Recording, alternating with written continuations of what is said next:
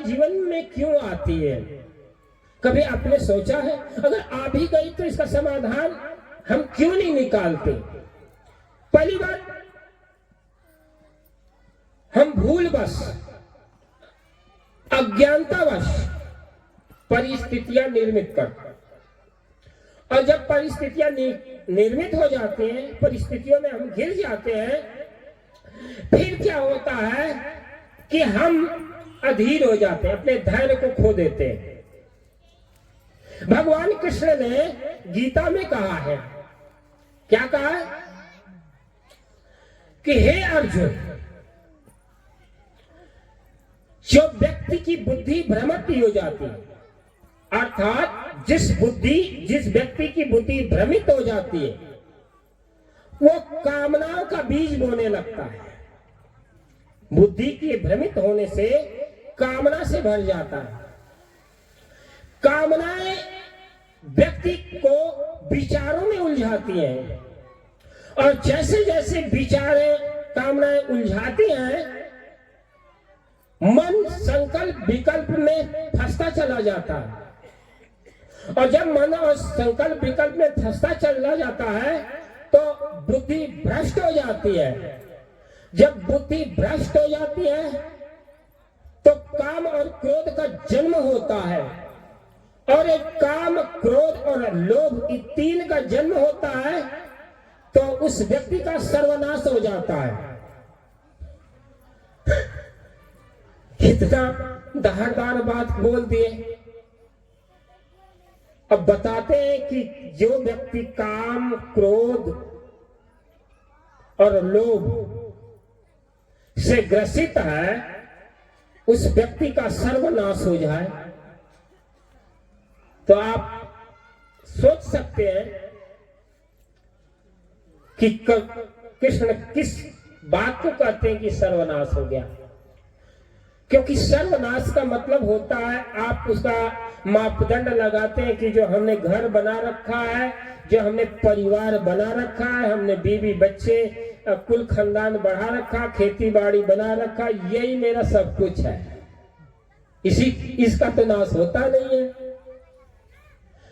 कृष्ण अलग बात कहते हैं कि काम, क्रोध और लोभ नरक के द्वार है, और अंत में जो इन तीनों को वर्ण करता है, तीन में जीता है, उस व्यक्ति का सर्वनाश हो जाता है। तो सर्वनाश हो जाता है, तो मैं अभी परिभाषा बताता हूं। जिसके परिवार है, लड़के बच्चे, इनका तो नाश होता नहीं, क्योंकि काम, क्रोध और लोभ तो हमारे शरीर से संबंध है, और दूसरा शरीर हमारा तो सदस्य है। काम, क्रोध, लोभ तो हमारा मन के तलब का विषय है। तो अब मैं इसको और बारीक से खोलता हूं। क्रोध क्यों होता है? काम की निष्पत्ति से क्रोध का उदय होता है, और कामना की प्रवृत्ति से, कामना की पूर्ति से लोभ की निष्पत्ति होती है। अर्थात अगर आप कामना किए और आपकी कामना की पूर्ति हो जाती है तो लोभ पैदा होता है, और यदि कामना की पूर्ति नहीं हुई तो क्रोध पैदा होता है। अब तीन बातें हैं, और तीनों बातों को बड़े गंभीरता से सुने।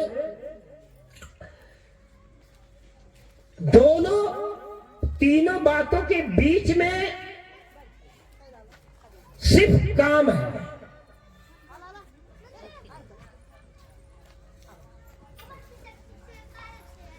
काम केंद्र में है, और लोभ और क्रोध उसके परिधि में है। काम केंद्र में है, और क्रोध और लोभ उसके परिधि में। ऐसा ये समझ लीजिए कि किसी अणु का सूक्ष्मतम कण परमाणु होता है, तो सूक्ष्मतम इकाई तीन तत्वों से बनती है। इलेक्ट्रॉन, न्यूट्रॉन और प्रोटॉन। जो साइंस को पढ़ने वाले समझे, इलेक्ट्रॉन, न्यूट्रॉन और प्रोटॉन ये साइंस कहती है। भगवान श्री कृष्ण कहते साइंस, गीता ये साइंस। कृष्ण की गीता परम विज्ञान है, इसीलिए तो उसको ब्रह्म विद्या की उपमा दी गई। क्यों? ब्रह्म का मतलब कोई अदृश्य, ब्रह्म का मतलब होता है श्रेष्ठ यानी बड़ा, और विज्ञान का मतलब, विद्या का मतलब बड़ा। जो सबसे श्रेष्ठ विद्या हो वो ब्रह्म विद्या। आज के पहले के समय में जो ब्रह्म विद्या है, आज की भाषा में उसको हम साइंस कहते हैं, विज्ञान कहते हैं। पहले वैदिक काल में के ऋषि उसको क्या कहते हैं, आज के 5000 वर्ष उसको ब्रह्म विद्या कहते हैं।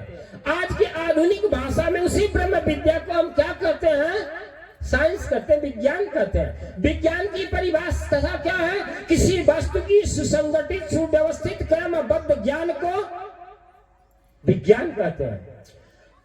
और ब्रह्म विद्या को क्या कहते हैं? ब्रह्म विद्या की क्या परिभाषा है? जिसका कभी भी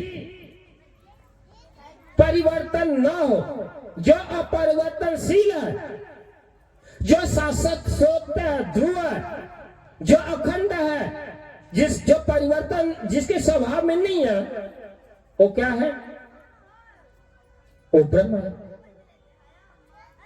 अब जैसे भगवान कृष्ण काम और क्रोध और लोभ की बात कर रहे हैं, साइंस ये कहते हैं न्यूट्रॉन, इलेक्ट्रॉन और प्रोटॉन।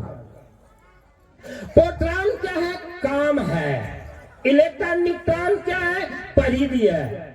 आपका जीवन क्या है? महत्वाकांक्षा, कामनाओं के इर्द गिर्द है। जब जब जब जब आप कामनाओं में होते हैं, आपके मन के अंदर, आपके विचार के अंदर, आपकी भावना के अंदर क्या पैदा होता है? आपने कभी सोचा है? काम के जन्म से ही आपकी अनंत अनंत इच्छाएं जन्म लेती हैं, और जैसे जैसे इच्छाएं जन्म लेती हैं, उन इच्छाओं के साथ और इच्छाएं पैदा होती हैं। तो अब भगवान किस कहते? काम, क्रोध, ये 3 नरक के द्वार, इन में जीने वाला का सर्वनाश हो जाता है। तो ये कोई गलत बात नहीं है, क्योंकि जब आप क्रोध में होते हैं तो आपकी सारी स्नायु तंतुआं, जो नर्वस सिस्टम है, आपका ब्लड सर्कुलेशन है, वो क्या करता है? बहुत तेज हो जाता है। आपकी आंखें लाल हो जाती हैं। आप क्या बोल रहे, क्या नहीं बोल रहे, आप विवेक खो देते हैं, बुद्धि भ्रष्ट हो जाती है। और जब बुद्धि भ्रष्ट हो जाती है तो क्या करना चाहिए, क्या नहीं करना चाहिए, ये बात आप भूल जाते हैं।